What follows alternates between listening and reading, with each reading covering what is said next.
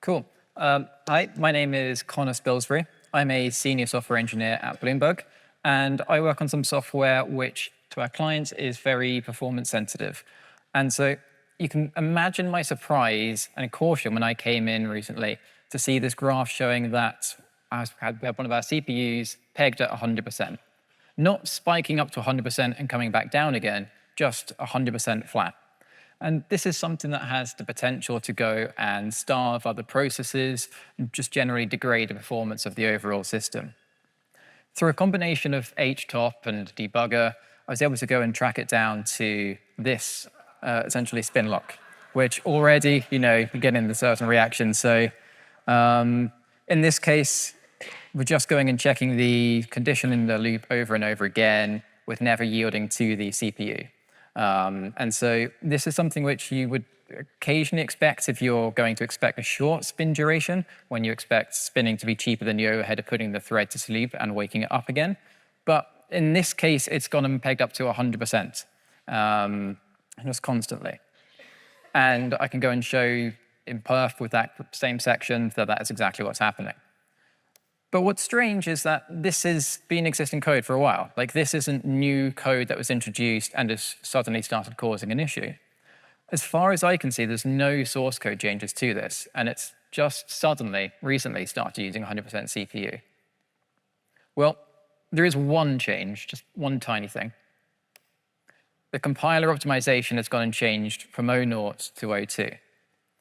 So my first port of call when I'm going and looking at something like this is I want to go and see what's the actual difference in the output. What's the compiler gone and changed for us? So sorry, a little bit of assembly. But the first thing we're doing in our 02 version was going and doing a comparison. We're going and checking if that mutex has been acquired. If it's not been acquired, we're going to jump down to L12 at the bottom here. But at the bottom here, slightly truncated, sorry, we've got L12, which is just another jump to L12. It's created, oh, that's all gone out of place, sorry. It's created some sort of infinite loop down here.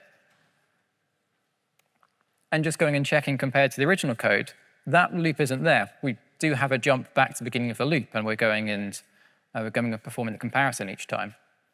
So why has the compiler created an infinite loop? Judging by some of the reactions earlier, you might have a few guesses already. Well, here's the mutex. Yes.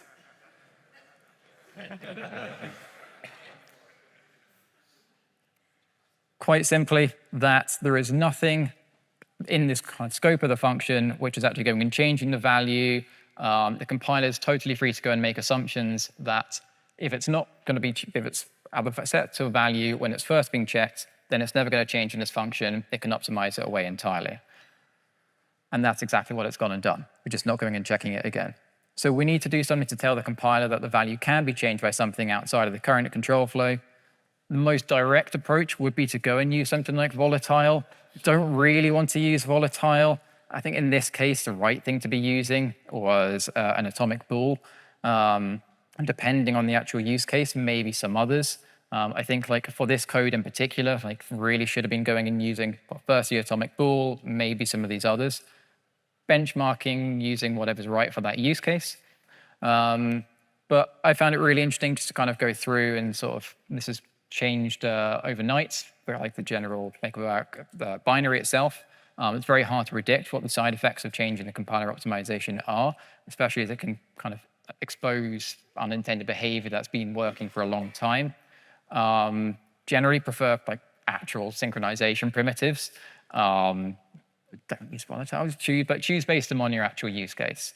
And then I think the big part of this for actually going and understanding it was going and looking at tools, perf, GDB, being familiar with assembly, being able to go and look at that, and I recommend getting comfortable with them.